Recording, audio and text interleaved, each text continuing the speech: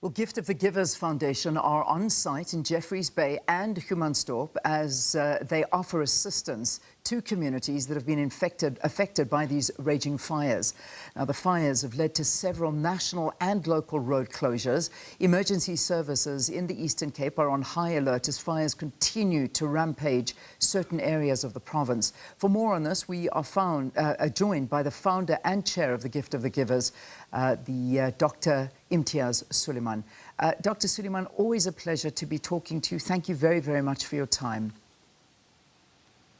Good morning, Leanne, and what's the message for the blessings of the New Year for all your viewers. And to you and the team as well, as always, doing amazing work for South Africa and for the world. But let's look at the work that you're doing right now, because we're seeing the extent of these wildfires and how devastating they are. Perhaps you can give us the view of your team that are on the ground. What are they seeing? What are they reporting back?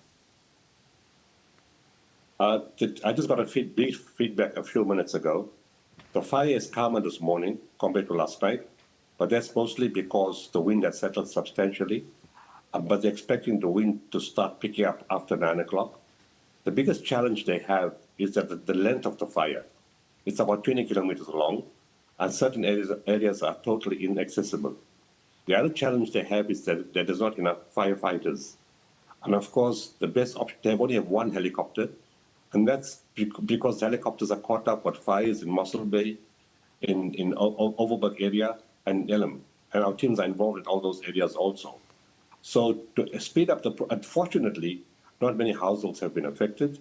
People have been evacuated, so the risk to life is minimum. But of course, with fire and wind, you don't know what can happen at short notice. The most decisive intervention required right now is another helicopter. We've spoken to many companies last night, but we're just waiting for feedback this morning to see who's available and how soon can they come. And once they have a second helicopter, we can work from both directions from 20 kilometers apart, and that will then pave the way for firefighters on the ground to get involved more rapidly and cut the fire off. Some of the fires have died off in some of the areas, but other areas, the risk of wind makes it difficult. And then, of course, the fire has changed direction in some other areas and got out the mountain passes and made it impossible to reach by foot. Yeah.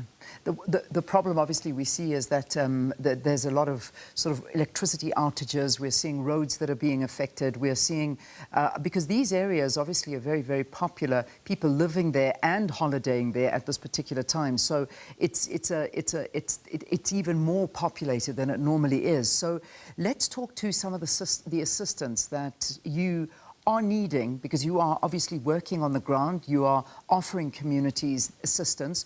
What do you need? What do the communities need?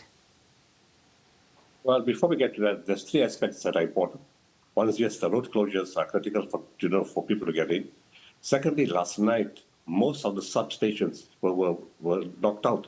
The area was in total darkness because they either tripped or the cables were damaged or the cables were burnt out. And ESCOP teams couldn't get in last night. They have managed to do something this morning. And fortunately, those areas that there was only a trip, they restored power to those areas. The other big challenge was that the dams, the Churchill and Impofo Dam, was similarly affected by the power outages, which meant that pumps in the dam could not pump, which means they had a triple problem, well, four problems. A raging fire with wind, access by road, no electricity, and no water. Total shutdown. And they're hoping that they'll be able to restore some of the electricity this morning and some of the dam to be functional. So coming to your question, what's required? And of course, well, I'll answer that question now. The farmers have been, trying to put fires out. So because the distance was so great, they needed fuel to drive their pumps.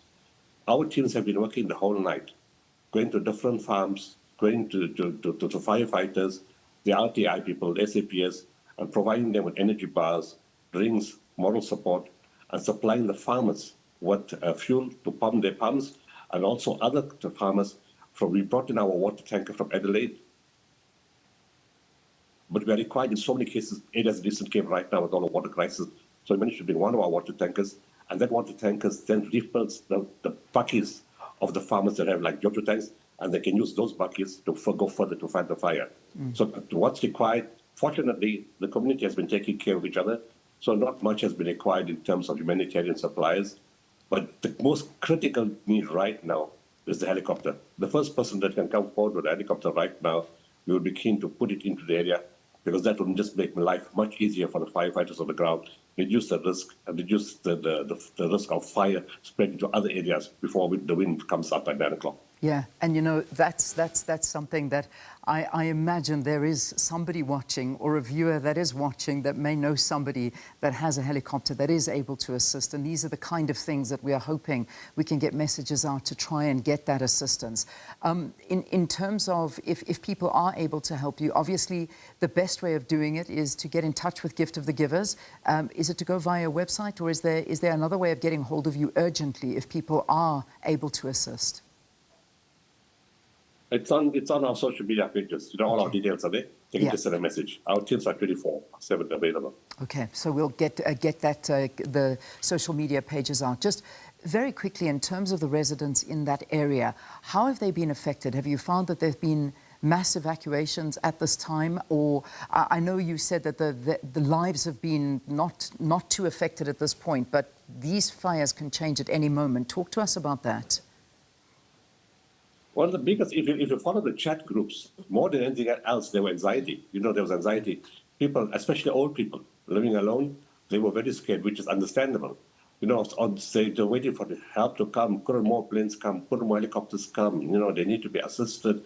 And a lot of people don't want to leave their homes. It's understandable. You know, can the firefighters come, and can the helicopters come and put the water out before they have to leave their homes? You know, and depending what kind of chronic conditions they have, you know, the fear of moving out from your home, those are challenges. Maybe some people may need some counseling after this, because on that chat, there was a lot of fear, but rightly so. Fortunately, unfortunately, only 4 homes have been affected thus far. Given the rate of the fire, the intensity of the fire, the size of the fire, only 4 homes have been affected so far. Most people are not at the centers. You can't find people at the centers. Either they've moved in with family and friends, you know, or they've gone somewhere else, we don't know. But there wasn't a huge need, like normally happens when you have informal settlements that are under fire. Then you have 100, 200, 400,000 people needing assistance.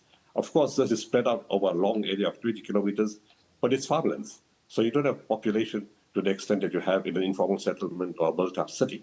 So we haven't seen that amount of people. And my guys have been driving around since virtually 8 or 9 o'clock last night, right till now. You know, going to different areas, trying to access people, but we're not finding them. So either they've not moved out of their homes, or they moved with family, or they're somewhere where we don't know where they are. All right. Well, Dr. Sooliman, thank you for talking to us, and please send strength to the teams that are on the ground working tirelessly.